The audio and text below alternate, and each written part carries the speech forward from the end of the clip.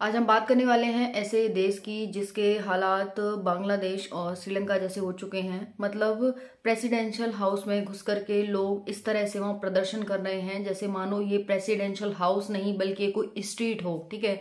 और यहाँ पर धरना प्रदर्शन चल रहा हो, इधर से उधर फेंकामारी चल रही हो, कुछ इस प्रकार के हालात प्रेसिडेंशियल हाउस के हो रखे हैं।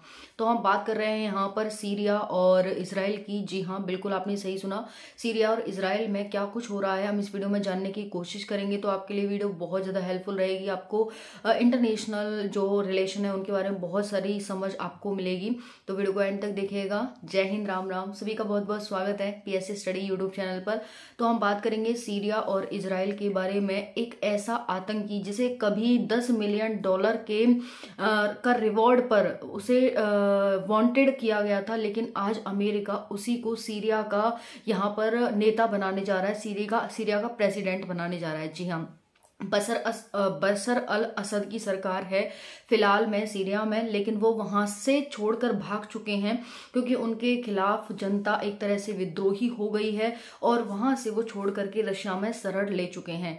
वहीं पर अगर हम बता दें कि भाई अमेरिका और रशिया तो पहले से ही एक दूसरे के धुर विरोधी हैं, तो अमेरिका कहीं ना कहीं इसराइल की तरफ झुका हुआ है और जो हमारा रशिया है वो सीरिया की तरफ झुका हुआ है। तो पूरा खेल है वो वही शीत युद्ध का बना हुआ पूरा खेला है यहाँ पर।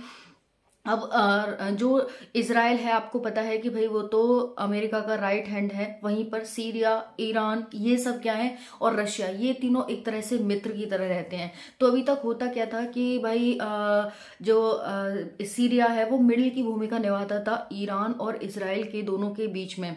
और यहाँ से इसराइल करता क्या था कि यहाँ से हिजबुल्लाह को वेपन्स वगैरह और उसे मतलब मारने के लिए बहुत सारे वो भेजा करता था। लेकिन जब से हिजबुल्लाह का खात्मा हुआ है, आपको पता है कि यहाँ पर जो सरकार है वर्तमान में बशर अल असद की, वो बहुत कमजोर हो गई है और यहाँ पर लोगों ने इसलिए विद्रोह कर दिया इनके खिलाफ और इसीलिए यहाँ से जो प्रेसिडेंट है वो छोड़कर भाग चुके हैं।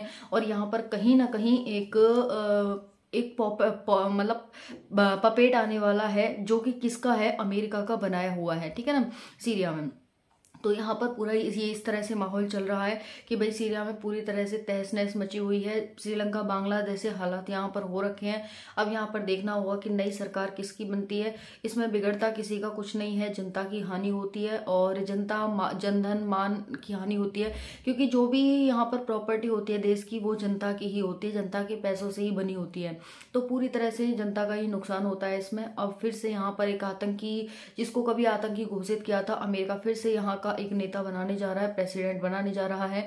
और वहीं पर रशिया का पूरा सपोर्ट है बशर अल असद को, जो कि सीरिया के हैं प्रेसिडेंट हैं पूरा। और आपको पता ही है कि सीरिया के जो भी गोलन हाइट्स वगैरह है उन सब पर इसराइल ने कब्जा कर लिया है और पूरी तरह से अमेरिका ने बोल दिया है कि ये सब है वो इसराइल के ही हैं, ठीक है। तो ये सारी जानकारी थी यहाँ पर। बाकी कोई और अपडेट होगी तो मैं आपको तुरंत इन्फॉर्म करूंगी। चैनल को सब्सक्राइब कर सकते हैं, वीडियो को लाइक कर दें। जय